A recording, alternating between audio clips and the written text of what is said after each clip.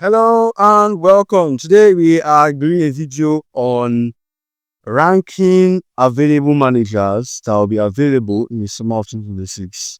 Now, this is our first tier list video that we're making, and it's going to be first of many because we are going to do a lot more tier list video going forward. Anyways, these are managers that are assembled, in my opinion, will be free agents come summer. So some of them are currently still coaching some clubs, but in our opinion, they will be in the market for other big clubs to pursue in the summer. Now, this ranking is done based on a big team context. So scalability is a very, very big, is a very, very huge part of this tiers.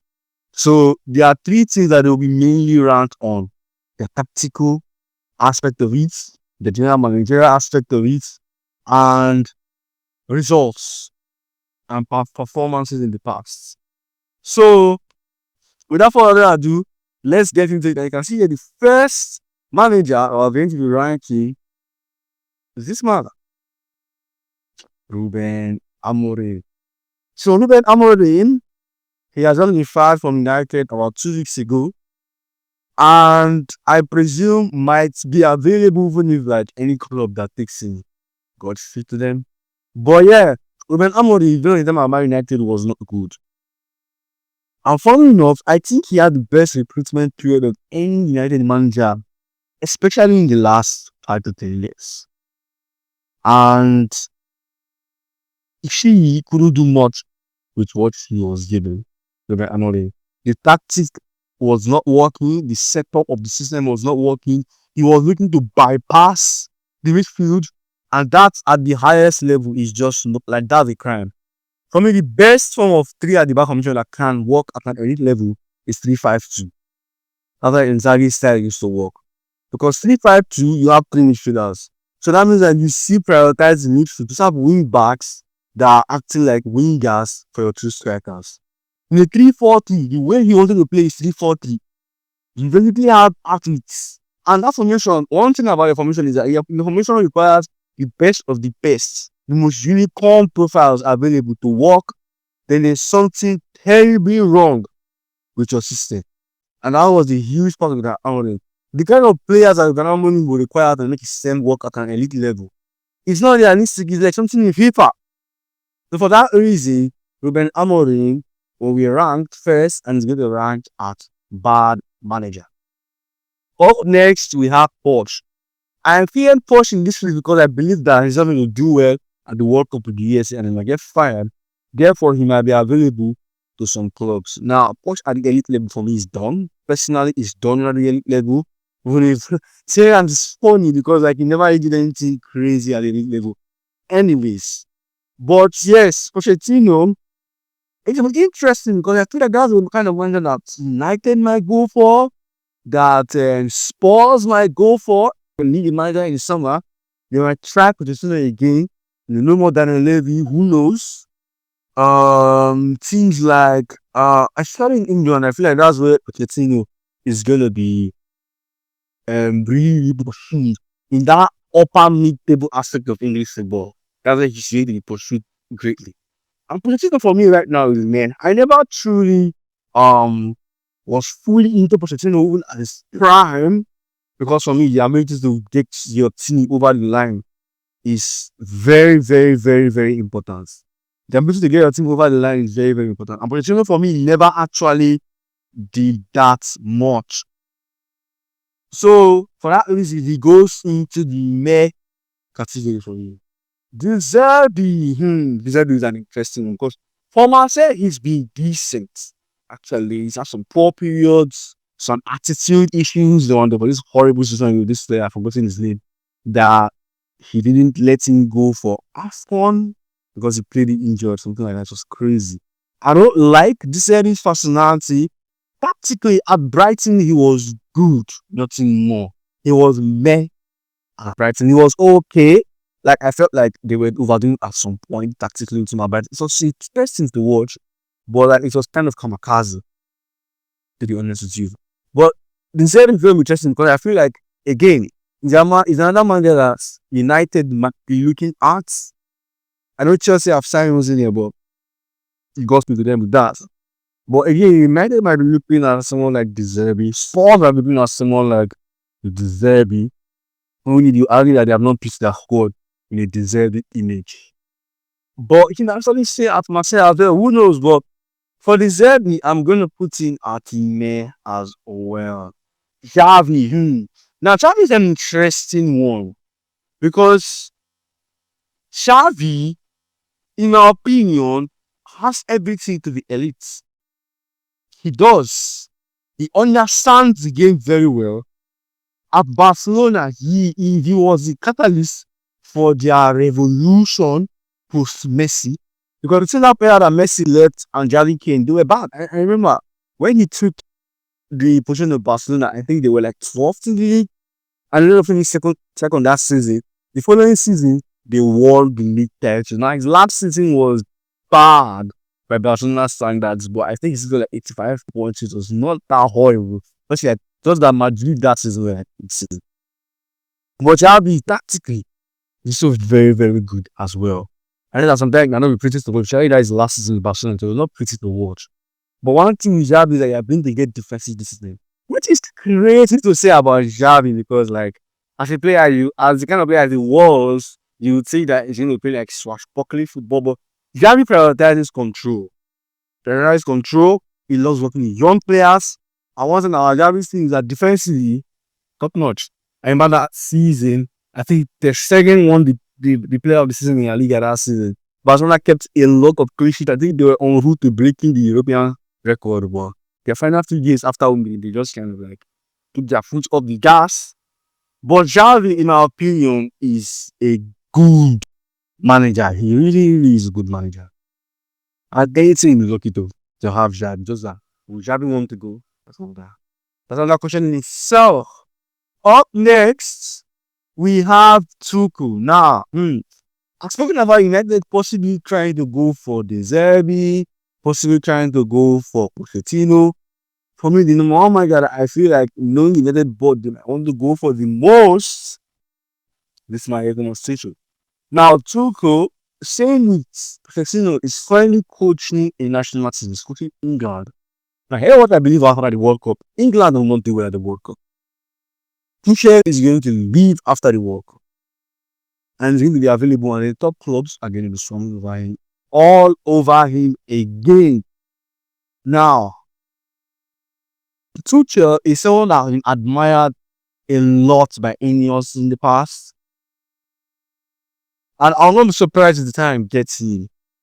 Even Tuchel plays, say at the back, he plays far at the back. He's very adaptable, depending on what player he has. He's a serial winner as well, Tuchel.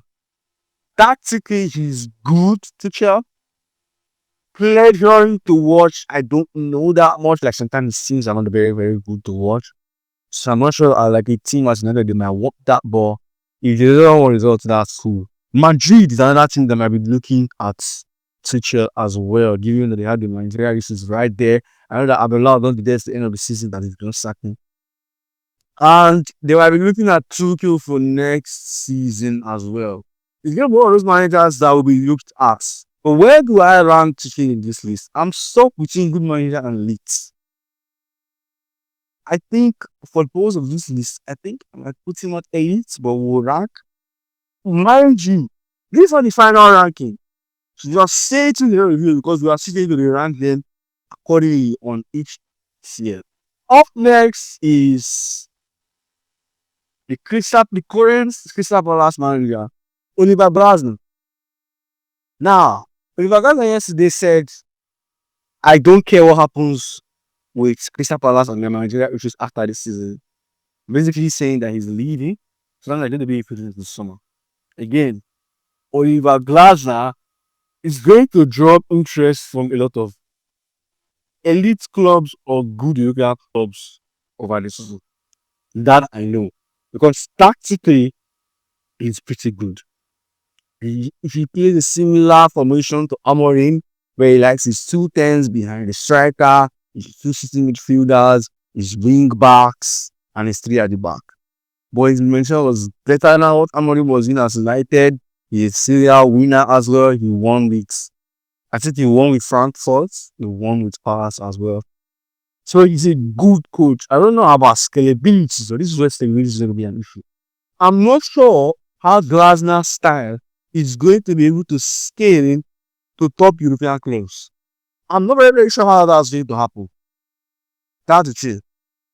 I'm not sure how he's going to be scalability wise. So for that, I'm gonna put him at hmm, good manager for now, but we'll see. We'll see about that. Up next is Alonso. Now Alonso was just fired at Madrid a week or two ago. And this might be an unpopular opinion, but I don't think being fired at Real Madrid damaged Alonso's CV because of everything that has happened after. Because it was clearly not too much of a result thing, it was more of a dressing room issue. And I feel like the players turned on him. That happens. They have some petulant players in that dressing room, like Vinicius, that he didn't even till now he hasn't written any message about Alonso. It's very clear that he doesn't like Alonso. Bellingham was voted to be one of those players as well, but Bellingham denied it on his app, which is very, very woke thing, but yeah, it's their own. But Alonso will be very, very interesting because I feel like Liverpool, oh, stop zone, this is interesting. I feel like might,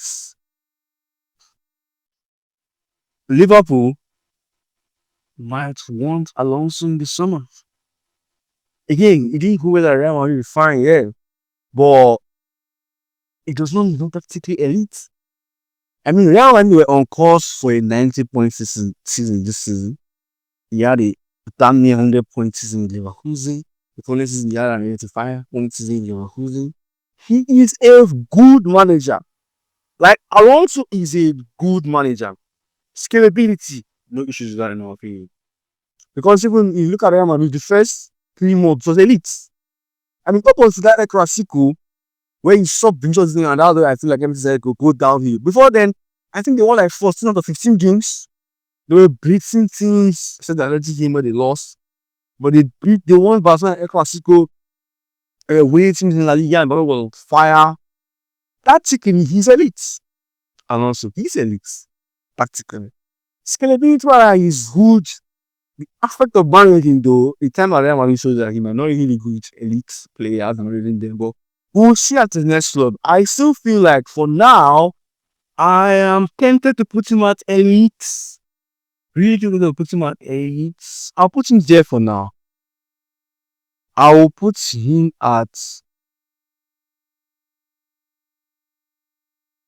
I'll put him at elite for now. I'll put him at elite for now. Up next is Enrique. This is arguably the best manager that could possess the field this summer. So now, it was 2 weeks ago that Enrique is opting not to renew at PSG. No other reason other than he wants to try new things. So this is starting at PSG. He feels like he has given it his all and it's time to experiment new things. In my opinion, every single top club should be all over. I very suggested it in my Real Madrid video where I feel like they should go after Enrique if they can. They really need to go after Enrique if they can. But it's going to be issues there with who Barcelona title. He played for Real Madrid in his career, right? And then the whole Mbappe team, the coach Mbappe at PSG was happy to let Mbappe go. But this is like a no-brainer. I didn't know this manager. 2-time treble winner. And some people argue that scalability might be a thing for him. Maybe because we've only seen him do the best of players. But I'll argue that PSG don't really have the best of players. The system was what made PSG. It's what made PSG. Up next, Maresca. Now, Maresca had a divisive time at Chelsea. Some felt he was very good, other felt he was good in moments. Like Maresca, I want you to say about Maresca in big games. I want you to say about Maresca in the small games.